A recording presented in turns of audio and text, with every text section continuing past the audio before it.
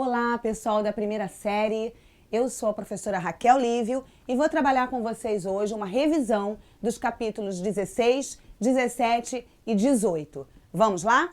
A primeira coisa que a gente vai trabalhar hoje, dentro do capítulo 16, é a população indígena que vivia no Brasil quando os portugueses chegaram.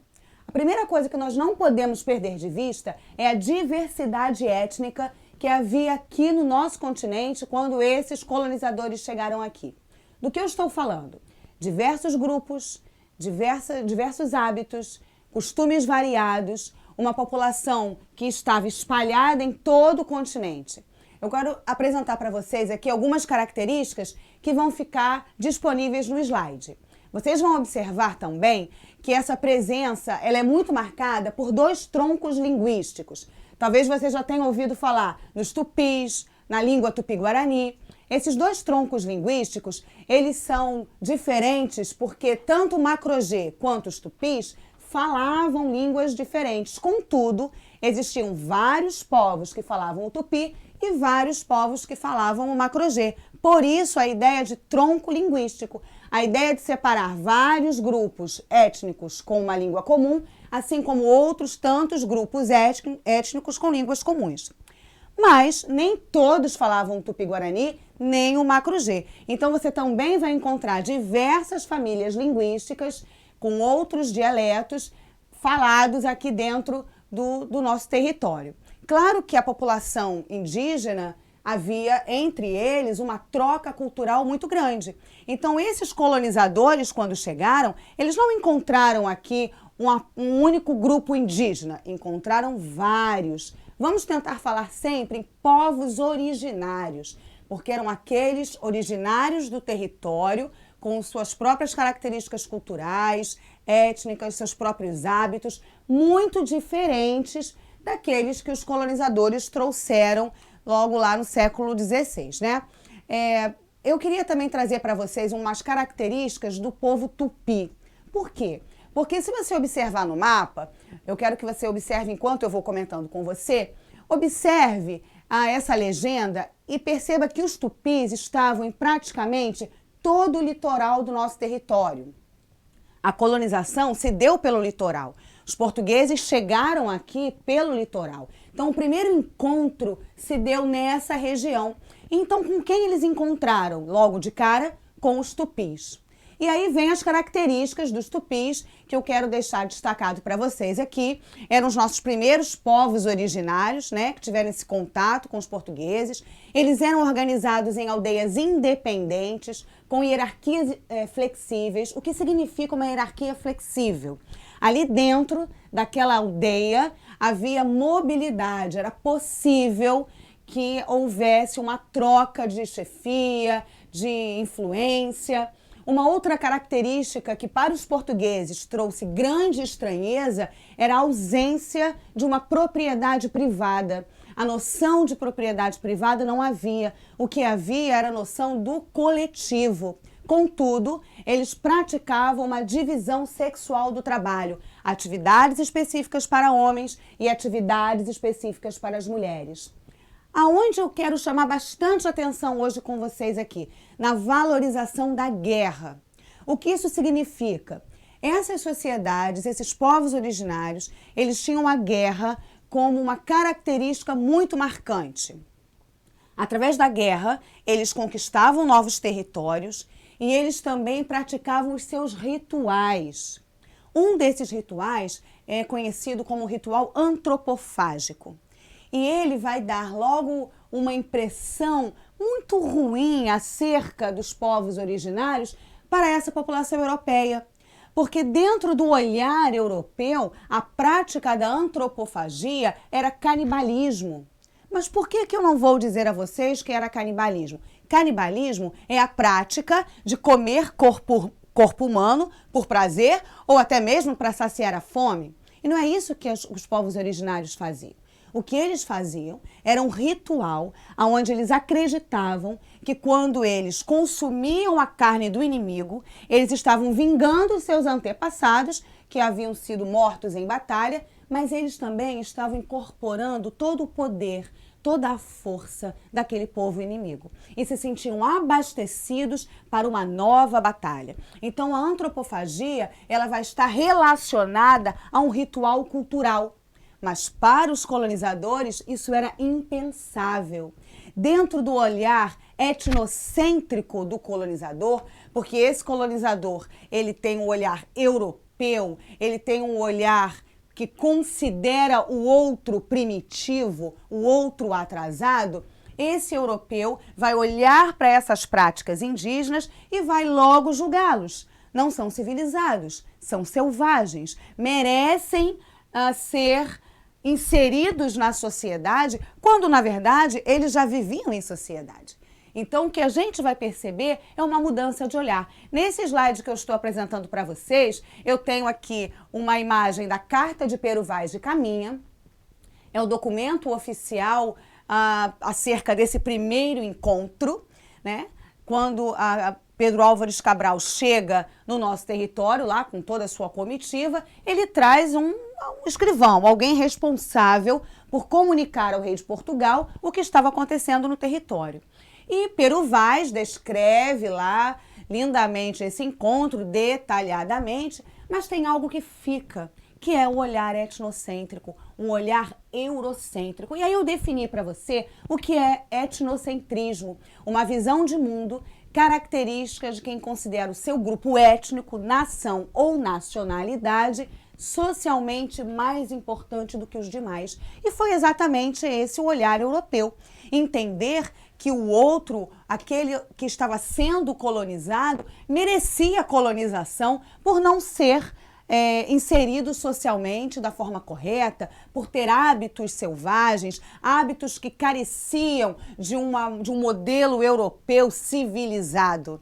Esse etnocentrismo, ele vai ser por muito tempo, e eu posso dizer para vocês que ainda hoje encontramos esse modelo de pensamento, esse etnocentrismo vai ser a motivação para extermínios de populações nativas, para aprisionamento de populações nativas, assim como para a escravidão que acontece lá no continente africano, mas isso aí é um papo para o próximo capítulo.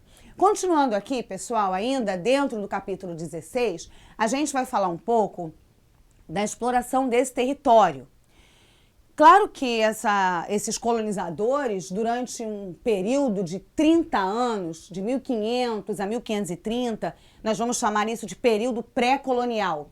Esses colonizadores, eles não encontraram aqui algo que realmente motivasse a colonização. Por quê? Porque o que eles procuravam era metal precioso. Se nós formos resgatar as grandes navegações, formos resgatar lá o mercantilismo, nós vamos ver que dentre as práticas do mercantilismo está o metalismo, né? O acúmulo de metais preciosos. Isso era um grande incentivo para as viagens de navegação. E quando aqui eles chegaram, eles não acharam esses metais preciosos. Eles não viram isso logo nos adornos dos índios, ou de forma em templos, ou em esculturas. Bom, se o que eles procuravam é isso, e se eles não encontraram isso, vamos fazer o seguinte, vamos fazer aqui umas feitorias, e aí lá no slide vocês vão conseguir ver isso com mais detalhes.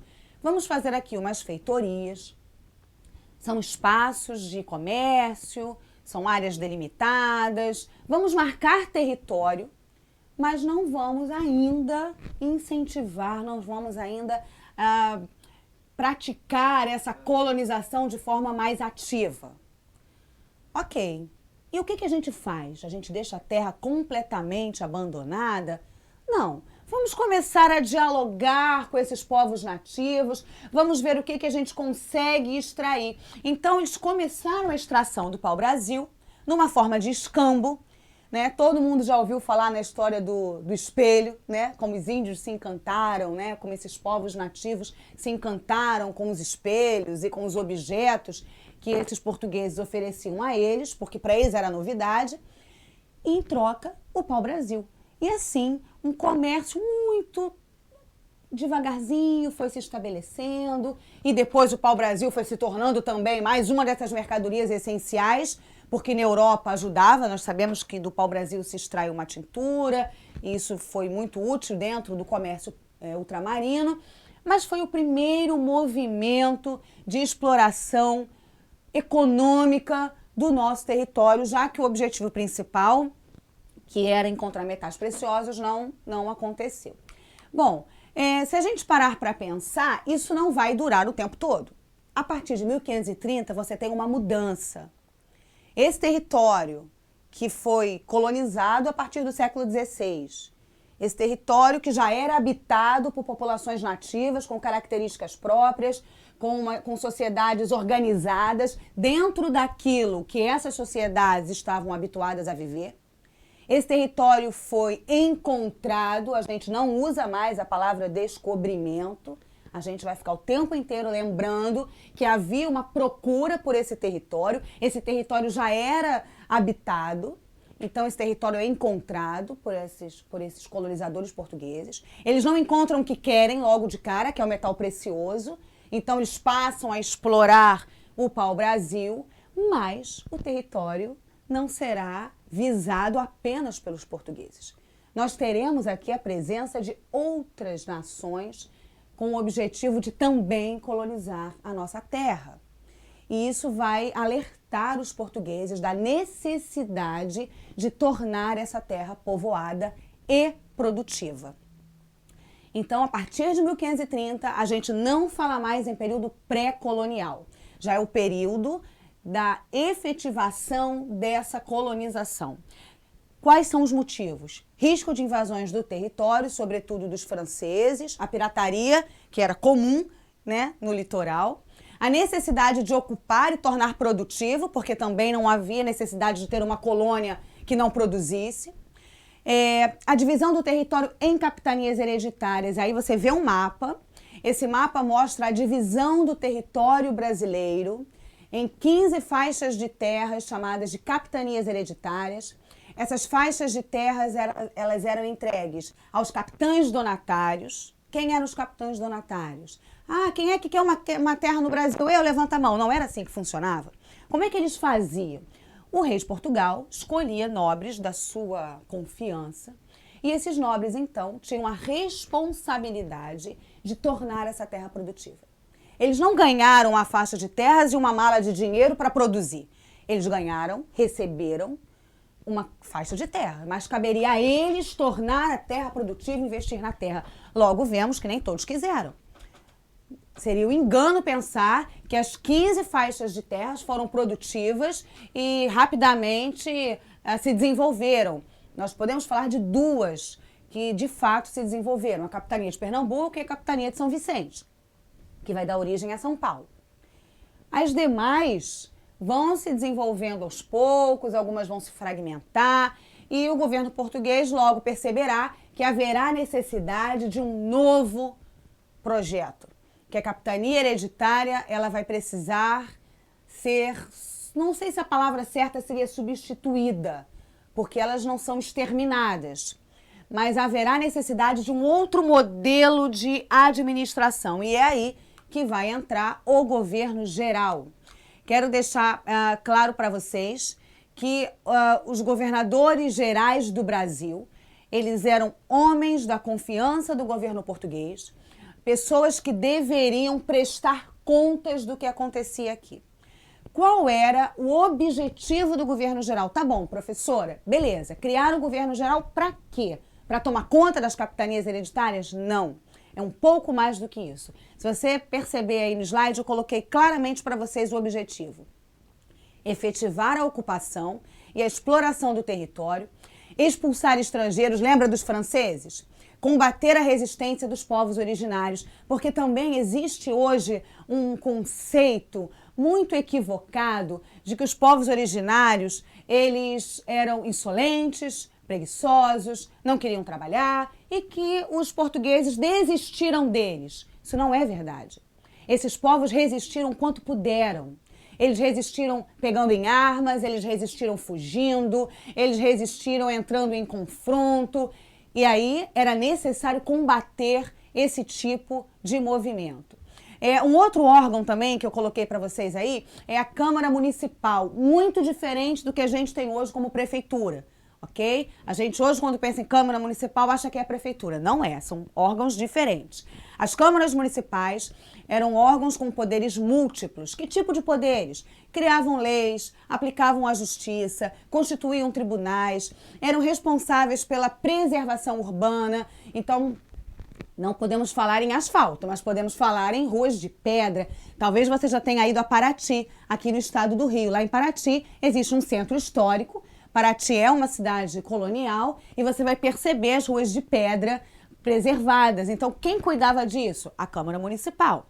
E tudo aquilo que a Câmara Municipal desenvolvia ou observava dentro dessas vilas e cidades era reportado ao governo português. Então, a Câmara Municipal tinha essa função de fazer a interlocução entre o governo português e as cidades, as vilas coloniais. Por último, nesse slide, eu quero que você observe o que eu destaquei em vermelho, porque eu entendo que isso seja bem importante para você acompanhar.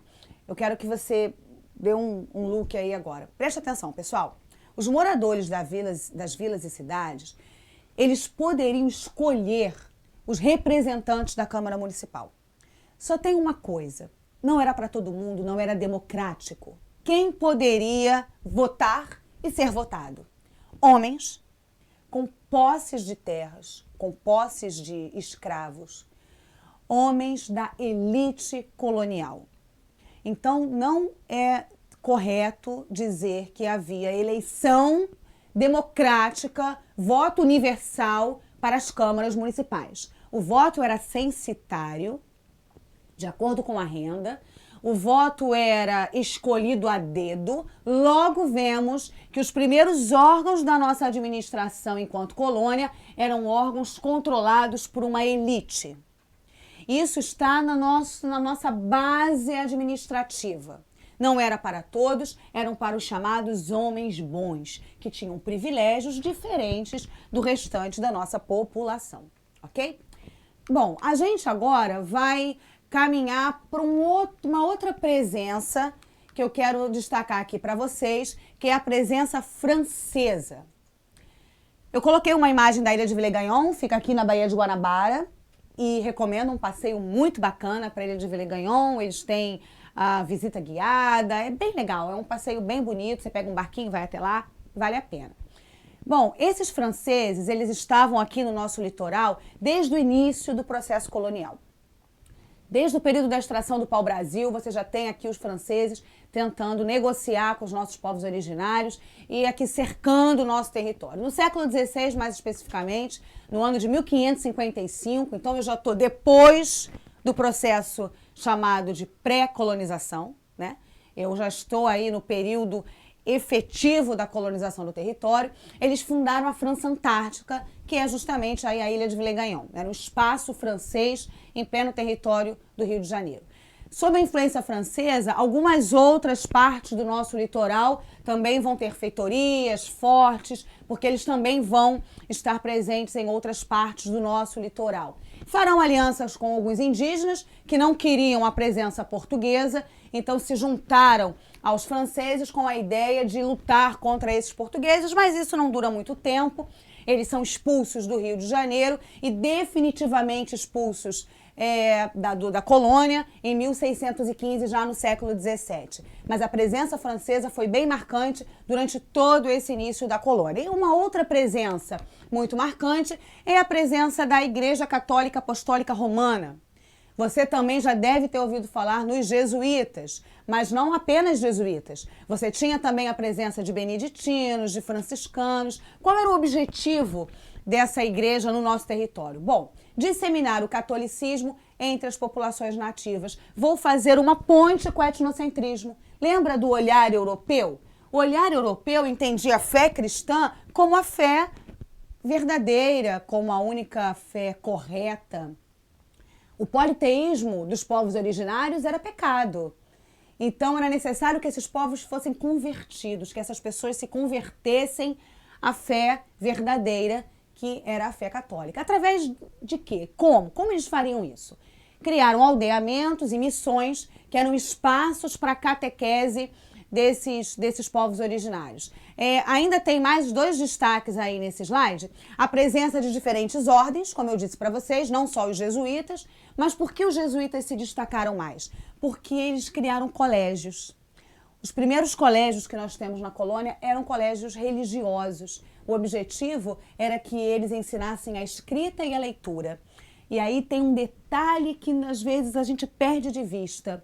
Por quê? Porque era necessário que as escrituras fossem lidas, que eles soubessem ler as escrituras, entender, interpretar, mas principalmente para que a língua portuguesa fosse disseminada. Lembra do Tupi-Guarani? Hoje você fala Tupi-Guarani? Nem eu. A gente fala uma língua portuguesa que também não é o português de Portugal. Por quê? Porque a nossa língua ela foi sustentada num tripé. Qual é esse tripé? A cultura indígena, a cultura europeia e a cultura africana, que vai estar presente quando esses escravizados africanos começarem a chegar aqui no Brasil, também ainda no século XVI. Então, o ensino da escrita, o ensino da leitura, isso vai agilizar de alguma forma essa aculturação desses povos originários. Bom, vamos seguir em frente, pessoal? Nós vamos agora para o capítulo 17. Não, 18. O capítulo 18. O capítulo 18, ele vai começar a falar com vocês desse processo de escravidão. Bom, eu tentei trazer uma definição do que é escravidão. Acho que todo mundo tem uma ideia do que é uma escravidão, mas existe uma definição. Por definição, um sistema socioeconômico baseado na escravização de pessoas, mesmo que escravismos, mesmo que escravagismo, mesmo que escravatura. Vai estar presente em diversas sociedades ao longo do tempo. Então, hoje nós vamos fazer aqui uma diferenciação da escravidão antiga e a escravidão moderna. Os povos da antiguidade já praticavam a escravidão. Você já estudou grego, você já estudou romano. O Império Romano fazia isso fácil, né? Eles entravam em conflito com outro povo, os derrotados viravam escravos. Quem é que nunca ouviu falar numa batalha de gladiadores? Os gladiadores eram escravos. Esses escravos sustentavam a base da economia romana. Os gregos praticavam escravidão por dívida, escravidão por crime. Isso falando de antiguidade ocidental. Se a gente olhar para a antiguidade oriental, nós também vamos ver mesopotâmicos, persas, praticando a escravidão. Então, a escravidão não é um conceito moderno. O que mudou? O modelo como os europeus encararam a escravidão a partir do século XVI. E é isso que a gente vai trabalhar aqui. Olha lá. Lá no continente africano, a escravidão já existia, né? Então, já existia a presença do sistema escravista desde a antiguidade. Eu quero também lembrar para vocês que os egípcios praticavam escravidão. Sabemos que os hebreus foram escravos no Egito, né? Isso aí muitas pessoas sabem. Egito fica na África, gente. Às vezes o pessoal acha que o Egito é lá na Ásia, mas não é. No norte da África você tem lá o Egito. Foi onde o império se desenvolveu. Eles já praticavam a escravidão. A escravidão na antiguidade, ela não era hereditária. O que isso significa? Uma pessoa que fosse escrava não necessariamente tinha filhos escravos. Não necessariamente sua família era escravizada, né? Diferente da escravidão moderna. A maioria dos escravizados eram utilizados em práticas domésticas, na produção agrícola e no exército. Nem sempre os escravizados eram vistos como mercadorias. Isso é um outro ponto interessante. Quando é que o escravo se tornou uma mercadoria essencial? Na escravização moderna. Porque era esse escravo, esse lucro com a compra barata e a venda cara desse escravo, é que tornava o tráfico lucrativo. O que tornava o tráfico de escravos, o tráfico intercontinental de escravos lucrativo, era o comércio, era a mercadoria. Não se pode dizer que a escravidão assumiu um caráter estrutural no continente africano. O que eu chamo de caráter estrutural? Ela não era uma base econômica. O que o tráfico de escravos será um componente importante da economia dos países europeus que vão praticar esse tráfico de escravos, isso não existia no continente africano antes da chegada desses europeus. Então, a gente vai perceber que quando eles entram em cena, nós vamos sacar qual foi a mudança desse modelo da escravidão antiga para a escravidão moderna. Eu tive cuidado de separar para vocês aqui uma imagem do Cais do Valongo. O Cais do Valongo fica aqui no Rio também, hoje é um ponto de visitação. E era um lugar de comércio de escravos, quando esses traficantes chegavam com os escravos para o comércio, para a venda, para o mercado. O Cais do Valongo era esse lugar, também está aberto à visitação pública. Eu acho que é bem bacana, é um passeio cultural bem legal. Trouxe para vocês um mapa mostrando esse comércio, né, entre África e América, não só o Brasil. Você também tem a presença da escravidão negra em outros lugares da América. E a condição, claro, de viagem desses navios, que eram péssimas.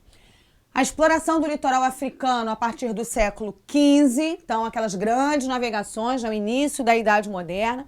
Os portugueses estabeleceram diversas feitorias lá no continente africano, assim como também estabeleceram feitorias aqui no território brasileiro. Início do comércio de escravos associado ao avanço da colonização na América Portuguesa. Bem, preciso de mão de obra.